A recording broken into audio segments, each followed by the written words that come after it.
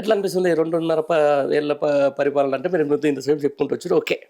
మరి రానున్న రోజులు ఎట్లా సాగుతుంది అనుకుంటున్నారు? ఇంకా డిఫరెంట్ ఇవన్నీ ఎట్లా ఉందనేది ఎవరైనా అడుగుతారు. ఏముండదని ఎట్లా చాలా సవాళ్ళు ఉన్నాయి మీ పార్టీలోనే. అదే చెప్తున్నా, పార్టీ సవాళ్ళ గురించి తర్వాత మాట్లాడదాం, పరిపాలన గురించి మాట్లాడదాం. ఇప్పటికి జరిగినటువంటి పరిపాలనకి ధీటుగా డిఫరెంట్ గా కొత్తగా ఏం చేయడు. 2,50,000 కోట్ల అప్పు తెచ్చిండు. ఈ రాబోయే 3 ఏళ్లలో ఇంకో 3 లక్షల కోట్ల అప్పు తెస్తాడు. మొత్తం 5 మొత్తం 5 లక్షల కోట్లు. 5 మీరు చెప్పినట్టు 2.5 మొత్తం కలిపి 10 దాకా చేస్తారు. ఒక్క కొత్త ప్రాజెక్ట్ కట్టడు, ఒక్క కొత్త స్కీమ్ తీసుకురాడు, ఉన్నటువంటి రైతు బంధు స్కీమ్ కి డబ్బులు ఇవ్వడు, ప్రజలకు ఇచ్చినటువంటి హామీలన్నీ మర్చిపోతాడు, ఏమీ చేయడు. చివరికి అదేంది మూటలు తట్టలు మోసుకుంటే ఢిల్లీకి పంపిస్తాడు కట్టలన్నీ. ఇక్కడ తెలంగాణలో భూములు మింగుతాడు, కమిషన్ల ద్వారా జేబులు నింపుకుంటాడు. రాబోయే ఎన్నికల్లో ఒక 10,000 కోట్లు ఖర్చు పెడతాడు. ఇది వాస్తవం, ఇది జరగబోయేది ఖాయం. ఇది 10,000 కోట్లకు ఖర్చు పెడితే మరి ప్రజలు ఆయన వైపు మొగ్గితే అస్సలు కాదు, కుదరని ముచ్చటది. ఎందుకు కుదరదు అని అంటున్నా, నువ్వు ప్రజలకి కొంత ఏదైనా వర్క్ చేసి వాళ్ళకి ఏమైనా స్కీమ్ల రూపంలో డబ్బులు ఇస్తే కొంత నమ్ముతారు. నువ్వు ఏం చేసినావే నాకు అర్థం కాదు. 2.5 ఏళ్ళు ఏం చేయలేదు, ఇంకా 3 ఏళ్ళు నువ్వు చేస్తావు, ఏమన్నా చమత్కారాలు చేస్తావు అన్నాము. ఈ ప్రజలకు ఎవరికి లేదు. నాట్లు అయిపోయి దాదాపు ఒక నెల కావస్తుంది, ఏళ్ళ దాకా రైతు బంధు వేయలేదు. ఏమనాలి దాన్ని?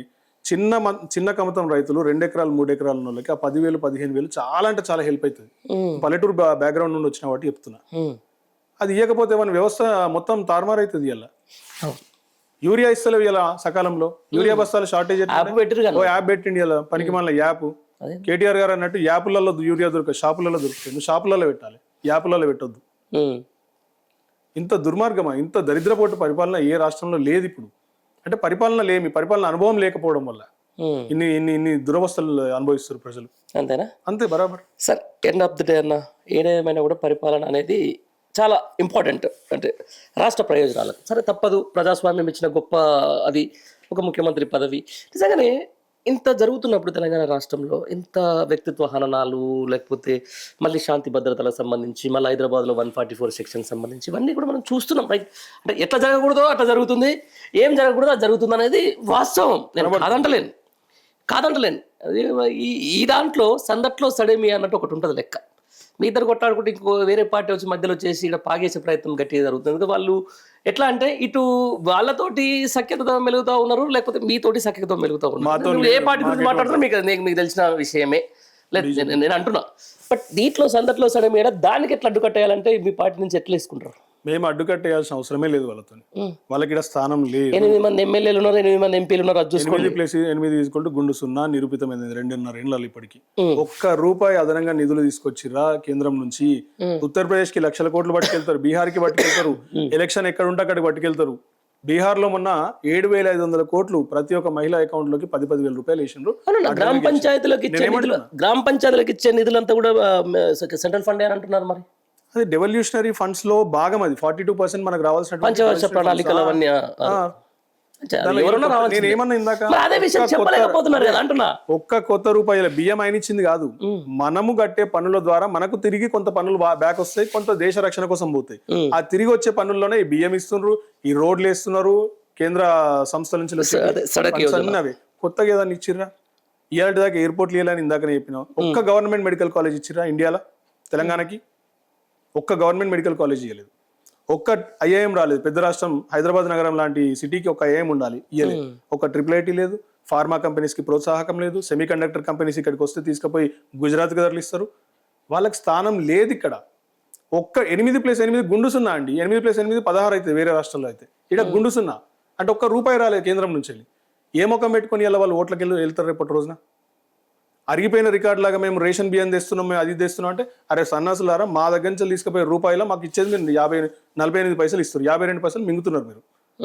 మరి ఆ 48 పైసల్లో భాగమే ఈ బియ్యము ఇవన్నీ తీసుకుంటున్నారు కదా. ఇది తెలియదు, జనాలకు తెలుసు.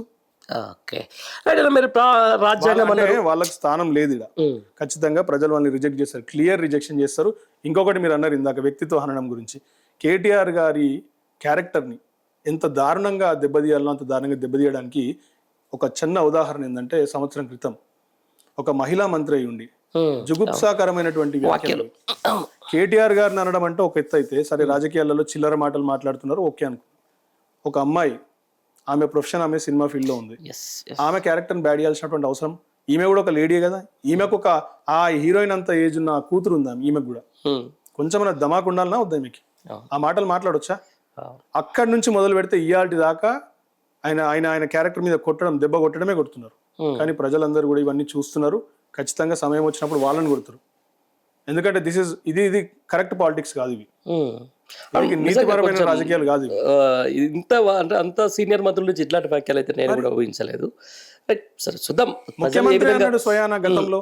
చూద్దాం ప్రజలు ఏ విధంగా దాన్ని తీసుకుంటారు, ప్రజలు ఏ విధంగా దాన్ని ముందుకు తీసుకుపోతారని చెప్పేసి. Right, end of the day అన్న ఏదో ఒక ఇక కక్ష సాధింపు చర్యల కాడికి వద్దాం ఇక. రైట్, నడుస్తుంది ఇక, మరి ఏదో ఒకటి చేయాలి. దేవుడు ఒక అవకాశం ఇచ్చిండో, ప్రజలకు అవకాశం ఇచ్చిండో. ఈ వ్యక్తిగత దుగ్ధానం ఒకటి ఉంటుంది మనిషికి. నన్ను గది చేసిరు, నేను గది చేస్తా అని చెప్పేసి రేపు పొద్దున అదే జరిగితే మీరు అనుకున్న నాయకులను ఎవరన్నా జైల్లో పెట్టే పరిస్థితి వస్తాయి. ఏంది బీఆర్ఎస్ పార్టీ స్టాండ్? జైల్లో న్యాయపరమైనటువంటి కేసుల ద్వారా ఏమన్నా చిక్కులు, కోర్టు ఇచ్చినటువంటి ఆర్డర్స్ ద్వారా జైల్లోకి వెళ్తే మాత్రం ఖచ్చితంగా లీగల్ గా కొట్లాడతాం. ఎందుకంటే ఇప్పుడు పెట్టినటువంటి తూతుంబర్ తుపేల్ కేసులన్నీ కూడా అవి జైలు పంపించేంత స్ట్రాంగ్ ఏది కాదు.